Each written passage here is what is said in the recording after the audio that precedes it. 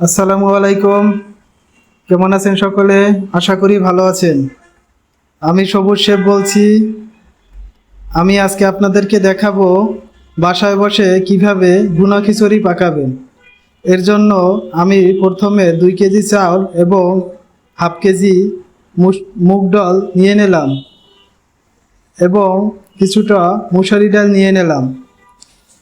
চালটা ডালটা মিক্স করে ভালোভাবে ধুয়ে নিলাম এবং এটা আমি 30 মিনিটের মতো ভিজিয়ে রাখবো যাতে চালটা নরম হয়। এখন আমি একটা সসপ্যানের ভিতরে হাফ কেজির মতো সয়াবিন তেল দিয়ে দেব। এর ভিতরে আমি যোগ করে নেব কিছুটা দারচিনি, তেজপাতা, এলাচ এবং লবঙ্গ। তেলটা হিট হওয়ার পরে আমি এ জায়গায় হাফ কেজির মতো পেঁয়াজ কুচি নিয়ে নিলাম। পেঁয়াজটা যখন ভাজা ভাজা হয়ে যাবে তখন আমি চালটাকে ছেঁকে এটার ভিতরে দিয়ে দেব। চালটা দেওয়ার পরে আমি তেলের ভিতরে চালটা 30 মিনিটের মতো ভাজা ভাজা করে নেব এবং আমি পরিমাণ মতো কিছু হলুদ দিয়ে দেব যাতে কালারটা দেখতে খুব সুন্দর হয়।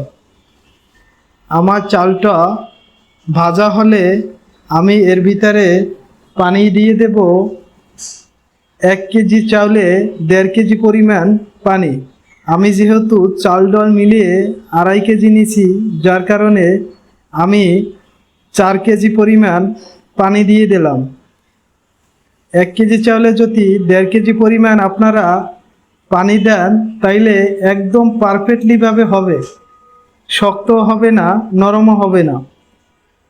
এবার আমি 4 কেজি পানি অ্যাড করে নেওয়ার পরে কিছুটা এর ভিতরে স্বাদ মতো লবণ এবং কিছুটা মিক্স গরম মশলা দিয়ে দেব। আমার যখন পানিটা বলকাবে এবং পানিটা টেনে যাবে তখন আমি কিছুটা এভাবে দিয়ে আমি 10 মিনিটের জন্য দমে দেব।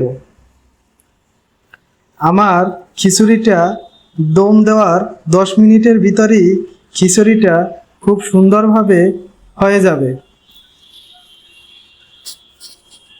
আপনারা চাইলে বাসায় ঠিক এভাবে ট্রাই করে দেখতে পারেন। আমার খিচুড়িটার কালারটা দেখুন কত সুন্দর আসছে এবং আশা করি খেতেও অনেক সুস্বাদু হবে। আপনারা চাইলে বাসায় এটাকে ট্রাই করে দেখুন। ধন্যবাদ সকলকে।